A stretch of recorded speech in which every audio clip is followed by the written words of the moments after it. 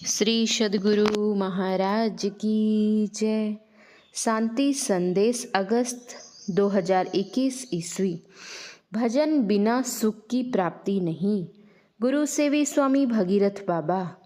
धर्म प्रेमी सज्जनों, माताओं एवं बहनों, गुरु के जयकार करने में जितने भी देव देवियाँ, अवतारी महापुरुष, माता पिता, गुरुजन आदि हैं, सबका जयकार हो जाता है।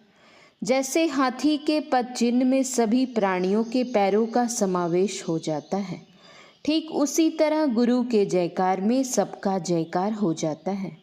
मैं भारतीय भाषा में बोलूँगा, आप लोग समझने की कोशिश करेंगे। अभी हम लोग हनुमान जी के मंदिर में बैठकर सत्संग कर रहे हैं। प्रायः सभी लोग इस बात को जानते हैं कि हनुमान जी भगवान श्री राम के अनन्य सेवक थे। रावण के कहने पर जब अहिरावण भगवान श्री राम और लक्ष्मण का अपहरण करके पाताल लोक चला गया, तो हनुमान जी दोनों भाइयों को पाताल लोक से लाए थे।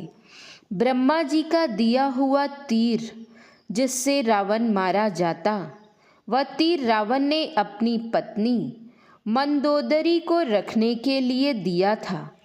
मंदोदरी ने उस तीर को इस प्रकार छिपा कर रखी थी जो किसी को पता नहीं था, यहाँ तक कि रावण को भी पता न था। जब तक वह तीर राम के पास नहीं आता, रावण मारा नहीं जाता। उस तीर को हनुमान जी अपनी बुद्धि लगाकर ले आए, तब रावण मारा गया।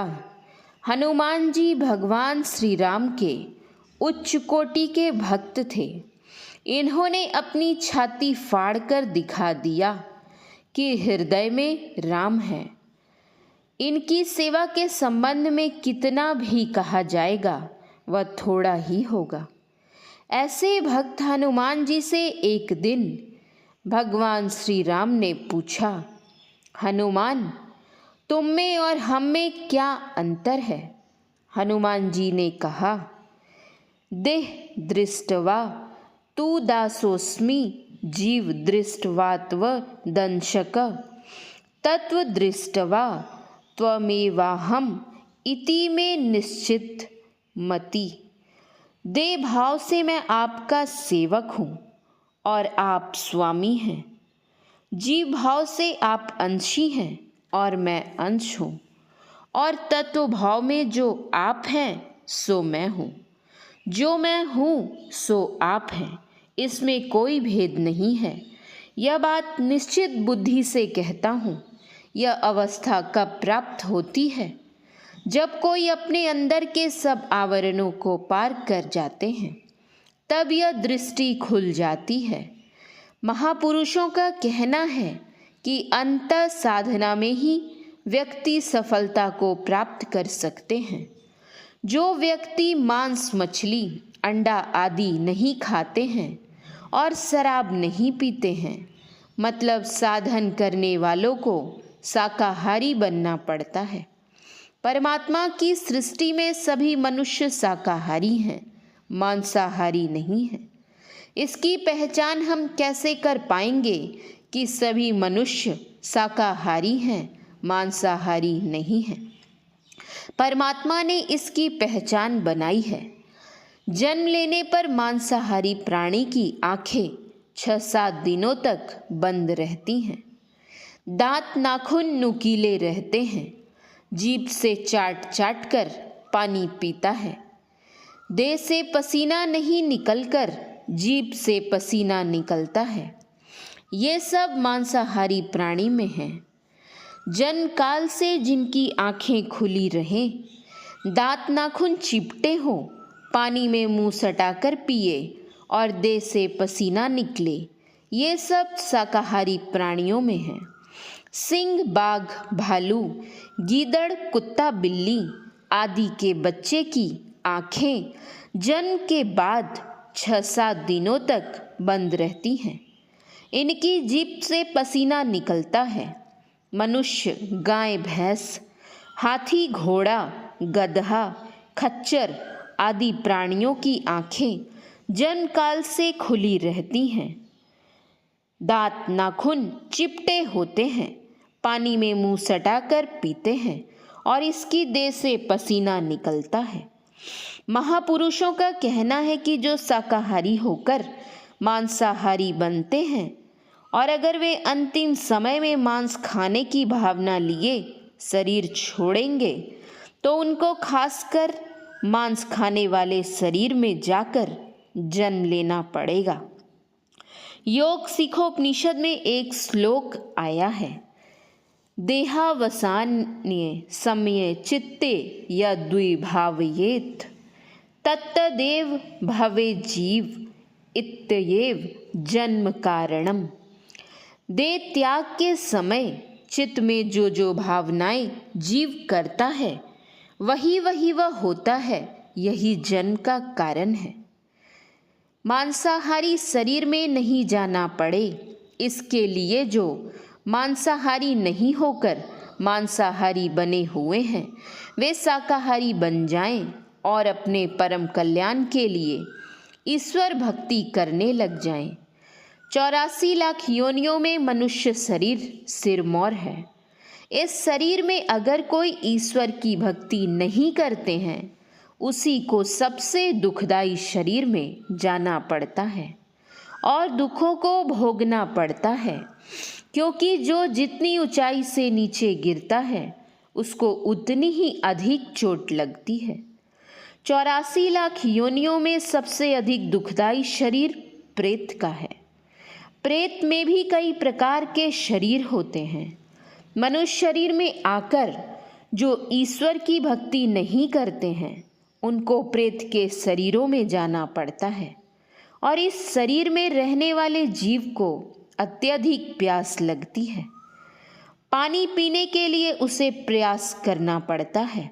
प्रयास करते करते जब 1 साल पूरा होता है तब उसके कंठ के नीचे कांटे के नोक पर जितना सा पानी ठहरता है उतना पानी उसके कंठ के नीचे उतरता है। प्यास लगी ही रहती है। संत कबीर साहब की वाणी में है, दीवाने मन भजन बिना दुख पै हो, पहिला जन्म भूत का पै हो, 7 जन्म पछितै हो, कांटे पर ले पानी पै हो, प्यास नहीं मरी जय हो, दूजा जन्म सुवा का पै हो, बाग बसेरा लई हो, टूटे पाख बाज मंडराने, अधफड़ प्राण गवई हो, बाजीगर के बानर होई हो, लकड़ीन नाच नचय हो, ऊंच नीच से हाथ पसारी हो, मांगे भीख न पे हो, तेली घर के बैला होई हो, आखिन ढाप ढपे हो, कोस 50 घरे में चली हो, बाहर होई न पे हो, 5वां जन्म ऊट के पे हो, बिन तौले बोझ लदे हो, बैठे से तो उठे न पे हो, घुरच घुरच मरी जय हो, धोबी घर के गधा होई हो, कटी घास न पे हो, लादी लादी के आपू चढ़ी बैठे, ले घाटे पहुँचे हो, पंछी मातु कौवा होई हो, करर करर गुहरई हो। उड़ी के जाए मैला पर बैठो, गहिरे चोच लगए हो। सतनाम की टेर न करी हो, मन ही मन पछितए हो। कहे कबीर सुनो भई साधो, नरक निशानी पए हो। प्रेत शरीर के बाद उस जीव को क्रमशः सुग्गा, बंदर, बैल, ऊंट, गधा और पक्षी में कौवा शरीर में जाना पड़ता है और बहुत बहुत दुखों को भोग भोग कर शरीर छोड़ना पड़ता है। एक पौराणिक कथा है, वेद व्यास जी जब बहुत उम्र के हो गए तब उन्हें एक पुत्र की प्राप्ति हुई। माँ के पेट से निकलते ही वह जंगल की ओर चल दिए। वेद व्यास जी पुत्र पुत्र कहकर उनके पीछे पीछे जाने लगे। कुछ दूर जाने पर तब वह लड़का खड़ा होकर अपने पिता वेद व्यास जी से कहने लगा, पिताजी अब मैं गृहस्थाश्रम में प्रवेश नहीं करूँगा। मैं अपने पूर्व जन्म की बात सुनाता हूँ। एक बार मैं एक धोबी के यहाँ गदहा शरीर में जन्म लिया। सियाने होने पर वह धोबी मेरी पीठ पर गरम गरम कपड़ा लाद कर नदी किनारे ले जाता था। दिन भर वह कपड़ा धोता और सुखाता था। फिर शाम को मेरी पीठ पर कपड़ा लाद कर घर आता था।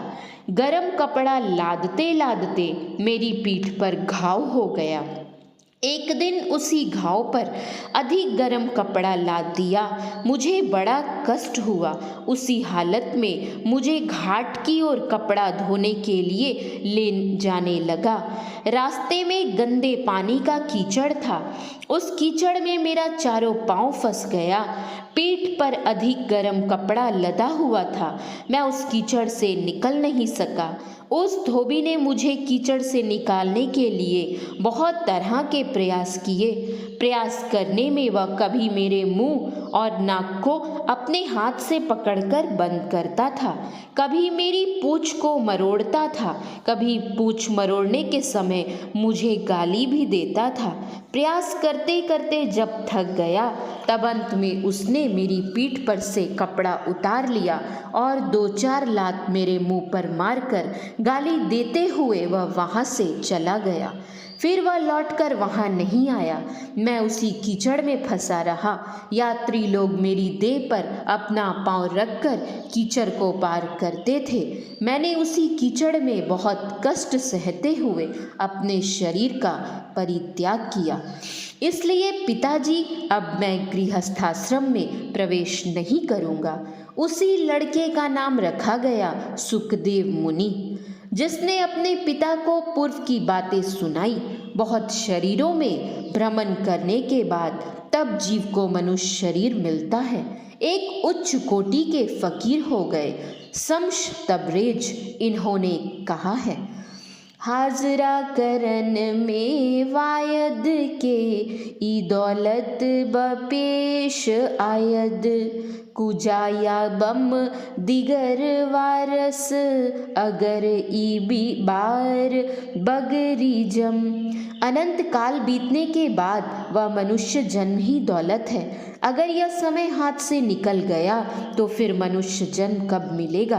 अगर कोई मनुष्य शरीर में आकर ईश्वर भक्ति कर अपना परम कल्याण चाहते हैं तो उन्हें ईश्वर के स्वरूप के संबंध में जानना होगा, क्योंकि जानकारी हुए बिना उनकी सही सही भक्ति भी नहीं कर पाएंगे।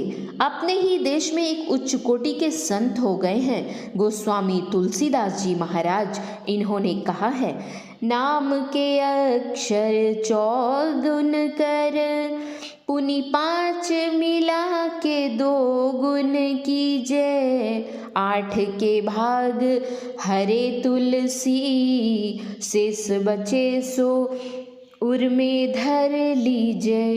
कोई भी नाम ले उसे 4 से गुना करके 5 जोड़ दीजिए, फिर उसे 2 गुना करके 8 से भाग दें। जो शेष बच जाए उसे राम जाने। जैसे उदाहरण के रूप में 4 अक्षर का नाम ले, हिमालय। इस 4 को 4 से गुना करेंगे तो 16 होगा। 16 में 5 जोड़ेंगे तो 21 होगा। 21 को 2 गुना करेंगे तो 42 होगा। 42 में 8 से भाग देंगे, 8 पंचे 40, उसमें 40 लगा। नीचे 2 शेष बच गया, राम, मतलब हिमालय में राम। इसी तरह कोई भी नाम ले, उसको 4 से गुना कर 5 जोड़ेंगे, फिर 2 गुना करके 8 से भाग देंगे तो शेष 2 बचेगा, राम। राम यानी सर्वव्यापक, जो सब में रमन करने वाला हो, जिससे कहीं भी खाली नहीं हो, जो सब में घुसकर सबसे बाहर हो, जिसके लिए गोस्वामी तुलसीदास जी ने लिखा, व्यापक व्याप्य अखंड अनंता। जिसमें घुसा जाए वह व्याप्य, जो घुसे वह व्यापक। परमात्मा के लिए सारी सृष्टि व्याप्य और परमात्मा व्यापक। ऐसे परमात्मा की जो सही भक्ति करेंगे उनका परम कल्याण होगा। परमात्मा की सही भक्ति करने के लिए क्या करना होगा? गोस्वामी तुलसीदास जी महाराज ने विनय पत्रिका में लिखा, 13 3 अवस्था तजहु भजहु भगवंत, मन क्रम वचन अगोचर, व्यापक व्याप्य अनंत। जो परमात्मा व्यापक व्याप्य अनंत हैं, यानी सब में और सबसे बाहर एवं एक ही एक है, उसी एक को अनंत कहा गया है। अगर 2 अनंत कहा जाएगा तो दोनों ससीम हो जाएंगे, यानी सीमा वाला होगा। वह इंद्रियों के ज्ञान से परे है। उसकी सही भक्ति करने के लिए जागृत, स्वप्न और सुषुप्ति, इन 3 अवस्थाओं को छोड़ने के लिए कहा। कैसे यह 3 अवस्था छूटेगी? इसीलिए गुरु के पास जाना होता है, उनसे अंतः साधना की युक्ति सीखनी होती है। सीखकर जब करने लगते हैं तो गुरु की दया से अपने अंदर में चलने पर इन 3 अवस्थाओं को छोड़ चौथी अवस्था यानी तुर्य की अवस्था में प्रवेश करते हैं। तब परमात्मा की सही भक्ति प्रारंभ होती है। इसीलिए गोस्वामी तुलसीदास जी ने हनुमान जी से प्रार्थना की थी, जय जय जय हनुमान गोसाई, कृपा करहूँ गुरुदेव की नाई। गुरुदेव की दया से जीव चौथी अवस्था में प्रवेश कर अपने परम कल्याण के मार्ग पर चलकर सदा के लिए दुखों से छूट जाते हैं। श्री सद्गुरु महाराज की जय। यह प्रवचन दिनांक 28/1/2019 ईस्वी, स्थान कान्होर गांव, बदलापुर, मुंबई में हुआ था। श्री सद्गुरु महाराज की जय। श्री सद्गुरु महाराज की जय। श्री सद्गुरु महाराज की जय।